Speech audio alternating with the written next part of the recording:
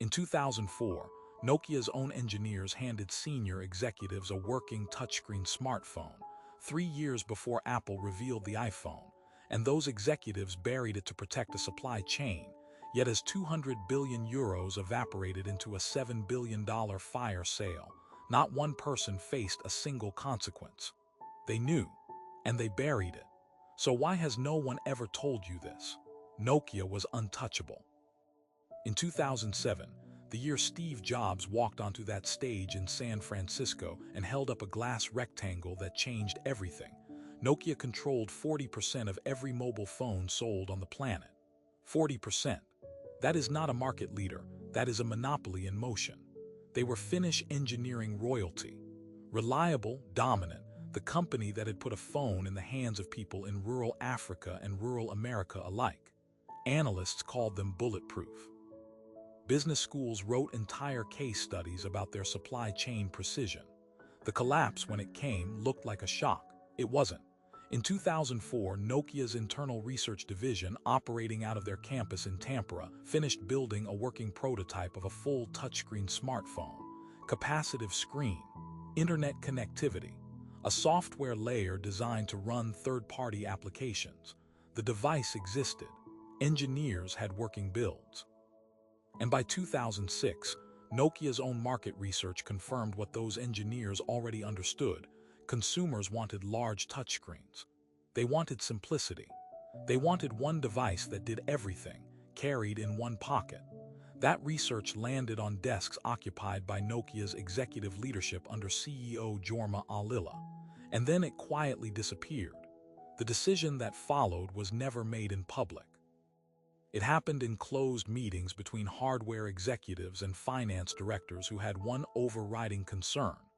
Nokia's existing product lines were printing money. The physical keypad supply chain, the button manufacturing, the component ecosystem Nokia had spent a decade building. A touchscreen device didn't just threaten Apple. It threatened to cannibalize everything Nokia had already constructed. So they chose the machine over the future. The way they covered it was elegant and nearly invisible. They didn't announce a cancellation. They buried the research in bureaucracy. Internal projects were reclassified. Timelines were pushed indefinitely. Budgets were quietly redirected. The engineers who built the prototype kept their jobs and their silence. Meanwhile, Nokia kept releasing phones, button phones, flip phones, candy bar phones, and kept selling hundreds of millions of them. Every quarter those numbers looked strong. The pressure to disrupt their own supply chain became smaller. Analysts saw a healthy balance sheet. The press reported record shipments. Olli-Pekka Kallasvuo became CEO in 2006 and publicly committed to Nokia's existing hardware strategy. Nobody inside that company was going to stand in front of quarterly earnings and announce that the business was walking toward a cliff. But that is not even the part they really didn't want out. Nokia's research and development budget in 2006 was 5.1 billion euros. They spent more on internal research that single year than Apple's entire annual revenue at the time. They were not broke. They were not behind.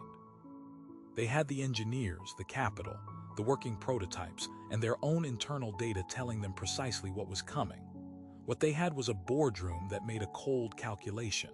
Protect the margins we own today over the market we are about to lose tomorrow. When Apple launched the iPhone in January 2007, Nokia's official public response was dismissal.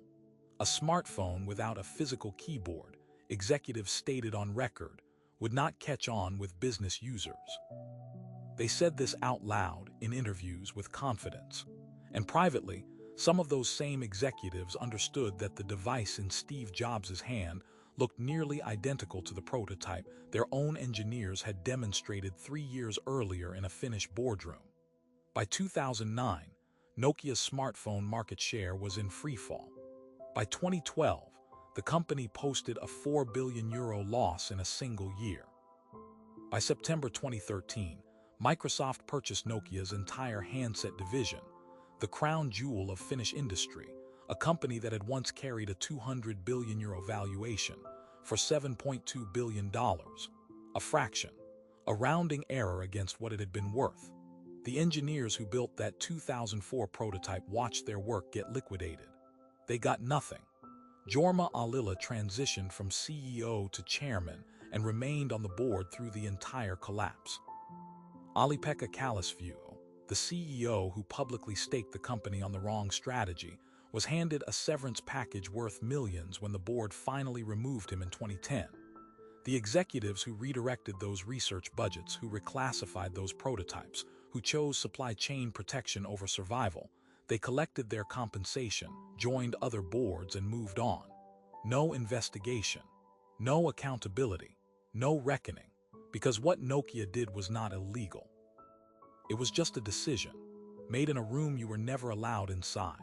With an industry's future on the table, Nokia's patent portfolio still earns licensing fees today. The executives who oversaw the largest self-inflicted corporate collapse in technology history remain largely embedded in European business leadership.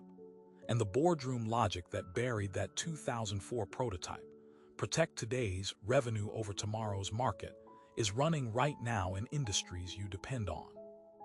In closed meetings you will never hear about, with research sitting in a reclassified folder on a server somewhere, waiting. The question was never why Nokia buried it.